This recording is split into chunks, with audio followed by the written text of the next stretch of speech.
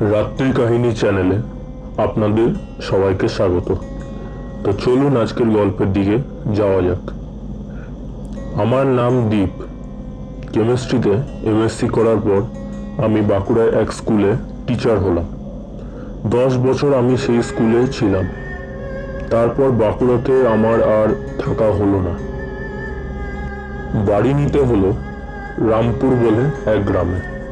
সেখানে এক স্কুলে আমি পড়ানোর সুযোগ পেলাম। সেই স্কুলে আমাকে প্রত্যেক ছাত্রছাত্রীরা খুব ভালোবাসত, আমিও তাদের খুব ভালোবাসতাম। কিন্তু তাদের মধ্যে সবচেয়ে বেশি আমার চোখে পড়া ছাত্রী ছিল নিশা বলে এক মেয়ে। সে ছিল ক্লাস 8-এর একজন ছাত্রী, কিন্তু কেমিস্ট্রির প্রতি ছিল তার এক বিশেষ ভালোবাসা। একদিন আমি ক্লাস 8-এর সব ছাত্রছাত্রীদের ক্লাস 10-এর কেমিস্ট্রির প্রশ্ন দিয়েছিলাম। সবাইকে বলেছিলাম বাড়ি থেকে পরের দিন করে আনতে। দুপুর 1টা বাজলো আর সবাই বাড়ি চলে গেল। আমি ঠিক 1:30টার সময় সেই ক্লাসের সামনে দিয়ে বেরোচ্ছি, তখন দেখলাম নিশা এখনো সেই ক্লাসরুমেই বসে আছে এবং খাতায় কিছু লেখালেখি করছে। আমি তাকে জিজ্ঞেস করলাম, 1:30টা বেজে গেছে, এখনো ঘর যাসনি? সে বলল, না স্যার, আপনি যেটা দিয়েছেন সেটা করে আপনাকে দিয়ে তবেই ঘর যাব।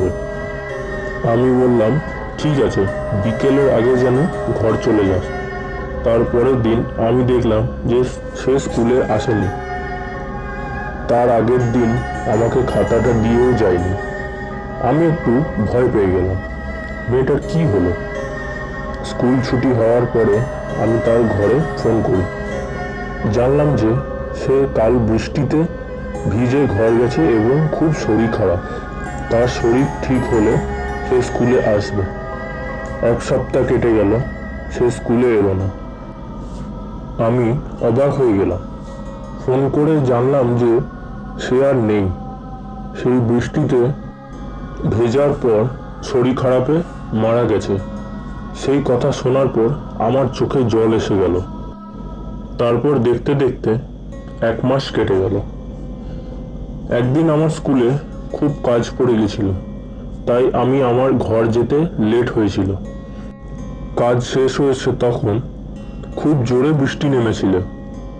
ছাতা, রেনকোট কিছুই সঙ্গে ছিল না। এই বৃষ্টিতে ভেজার আর সাহস হলো না। আমি সেদিন একা স্কুলেই থেকে গেলাম।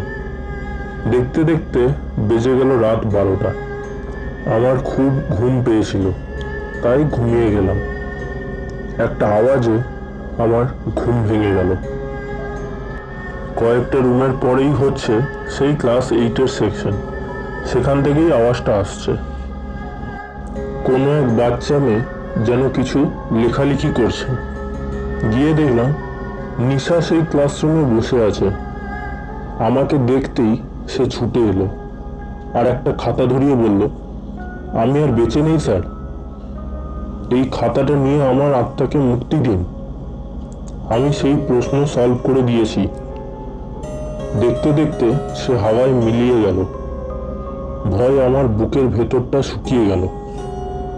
আমি দৌড়ে স্কুলের গেটের সামনে চলে গেলাম আর দারোয়ানকে গিয়ে সব বললাম। তারপর থেকে কোনোদিন আমি সেই স্কুলে রাতে থাকিনি। এখানেই শেষ করলাম আমাদের আজকের কাহিনী। ভালো লাগলে লাইক আর সাবস্ক্রাইব করবেন এবং কি শিখলেন সেটা কমেন্টে অবশ্যই জানাবেন। ধন্যবাদ।